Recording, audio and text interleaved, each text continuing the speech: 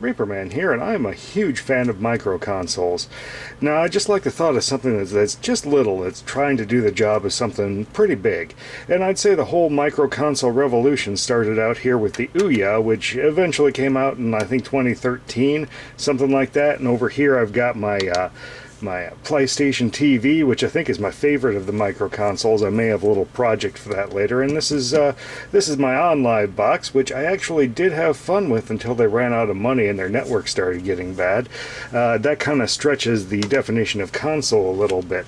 What I wanted to bring you today, though, was something a little bit more special, and that's this Madcatz M.O.J.O here. See, toward the end, Madcatz got awesome, but didn't quite come with the controller. So while the seller rectifies that mistake, I thought I'd bring you something even, well, exactly as disappointing as that, and that's this microconsole, the Emtec Gembox. So the Emtec Who box, yeah, that's what this is. So what this is a quad-core 1.5 gigahertz something or other. I don't know exactly how that compares to the Ouya, but they seem to game just about exactly as hard as each other. This guy came out in 2016, and as you heard me say, this guy came out in 2013, so already a ways behind on that. Now, if we look at the form factor, it's much more compact. Actually, this isn't as large as it looks. Most of it is kind of dead space in there. It's got a power button here that takes your inputs as kind of a suggestion and loves to turn itself on and off based on, I don't know, signals coming down HDMI. If we look at the front, we've got this interesting little red. It's not a light. It's not really anything. There is a light underneath the power button, but this is actually just a red dot that's actually done there for branding. And if we look over at the controller, there's actually a matching one down there. Took me kind of a bit trying to poke that and figure out what it did. Does not do a darn thing. So flipping around the side here, nothing on this side. On the back we've got our Ethernet, 8 full-size HDMI power. For anybody looking at this video from the future trying to find a power supply, this takes 12 volt, 1 amp, center positive. So 12 volts kind of high for a little device like this. I would have guessed 5. It's got a USB over on the side and a micro SD on the side, which there's really no need for because you're probably not going to use this thing for that long. It's got rubber feet on the bottom, and that's about the extent of what there is to know on the console.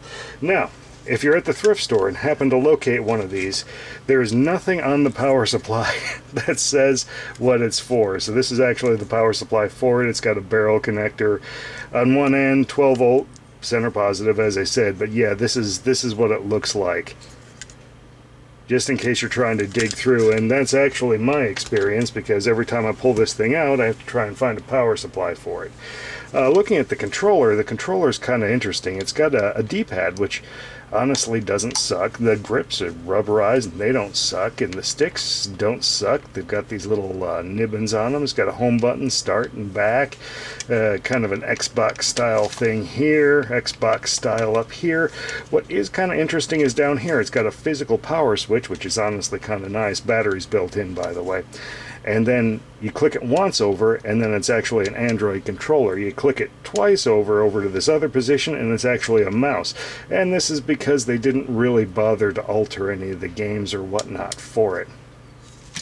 So, Reaperman, you might ask, if you've already got an Ouya with the Ouya store and all that, why would you get an Emtec Gembox?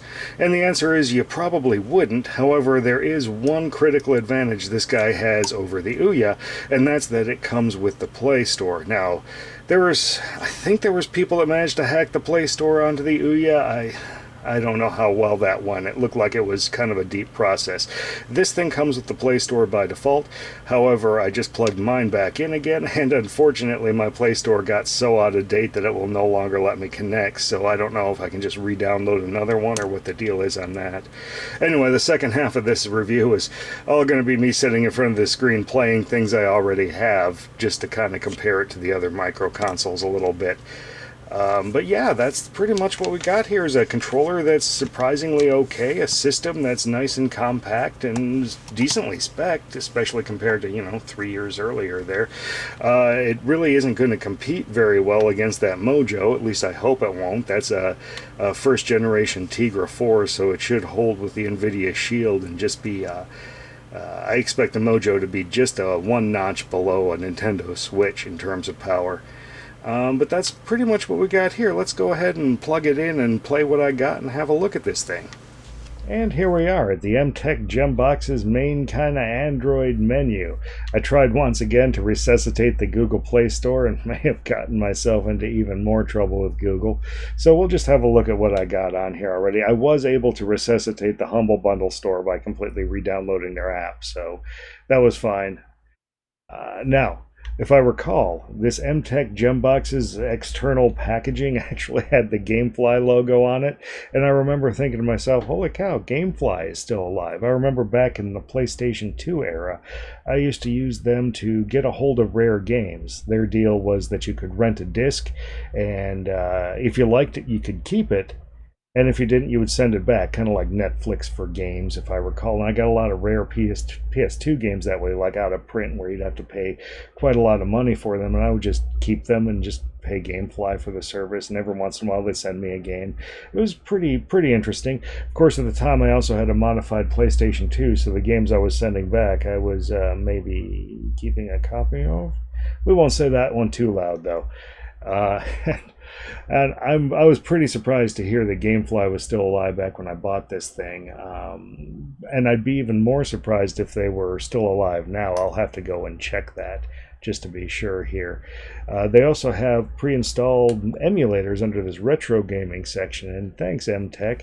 Emtec, by the way, is also still around. I checked, and they seem to be mostly into flash drive sales and stuff like that, which, you know, kind of makes sense.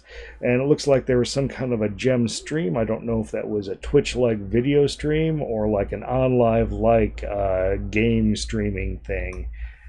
Let's go into My Games. This is where all my games are, and it looks like I've got a fair variety of largely 3D games in order to kind of push this thing to find its limits.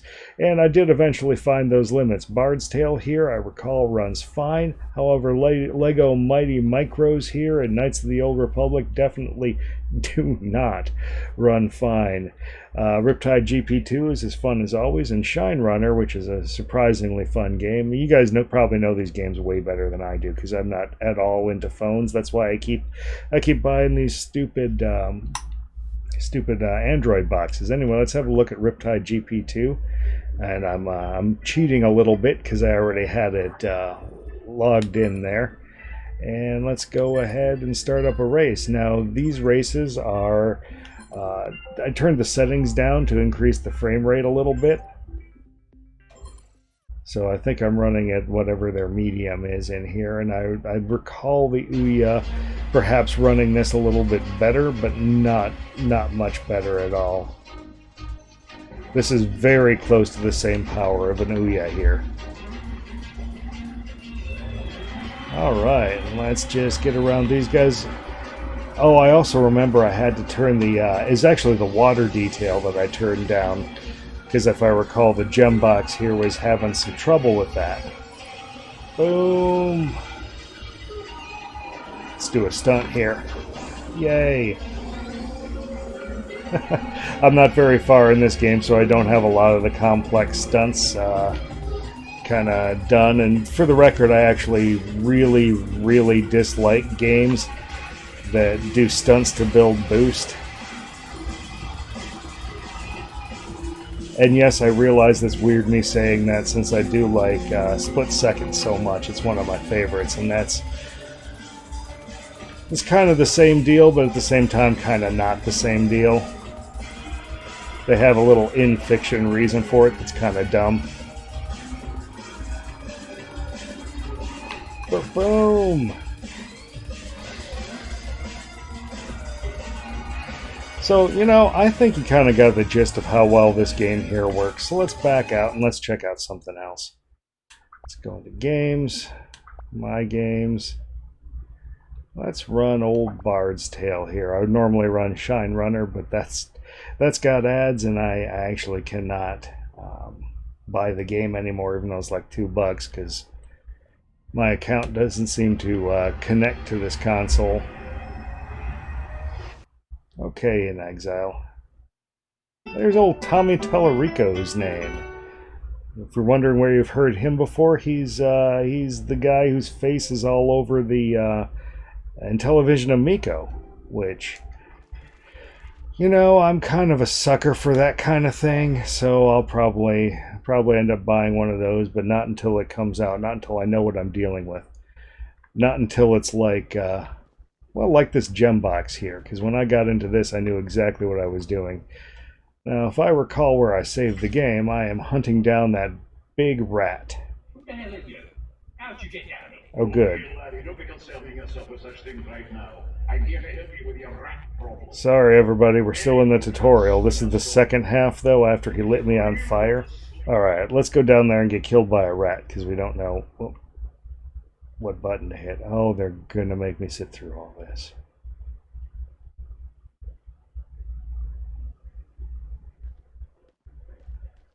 So back when I played this on original Xbox, this was kind of a neat idea.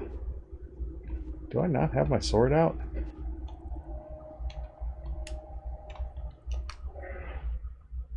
I guess we do that. Yes. Alright, let's go kill this rat.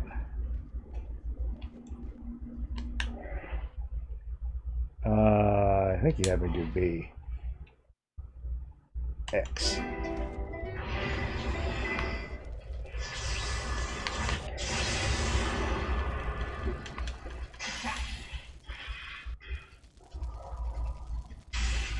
Well, it appears that somehow I have bumbled through this correctly.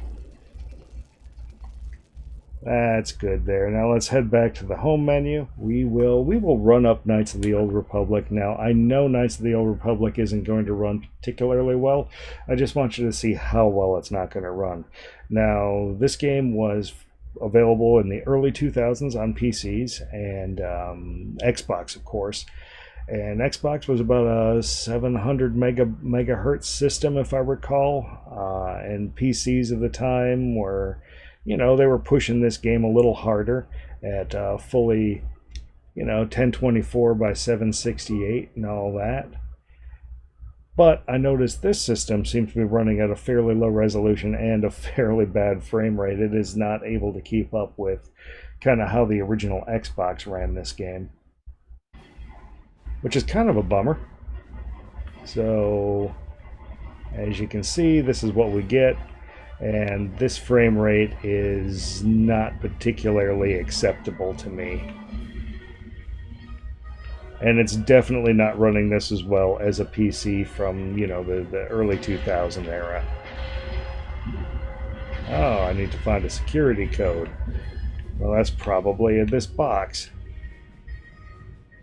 Oh, good. Sorry, everybody, this is also a tutorial mission. But you get the gist of it. Like, if you could stand this frame rate, you could actually play this game. And if I recall, I've actually turned down a whole bunch of settings in here. So, this has been the Emtec Gembox, and it's a fun little system for what it is. If you can pick it up super cheap, I certainly wouldn't go running around just trying to get this into your collection, because it's honestly probably not worth it. It did have its time, unfortunately. I mean, even when it came out, its time was pretty much over already, because the Ouya store was just not all that far from closing at that point. And if I recall, by the time I got this, I think the Ouya store may have already even been closed. Oh, this probably isn't going to go well for us either. So I think I'm going to leave this here.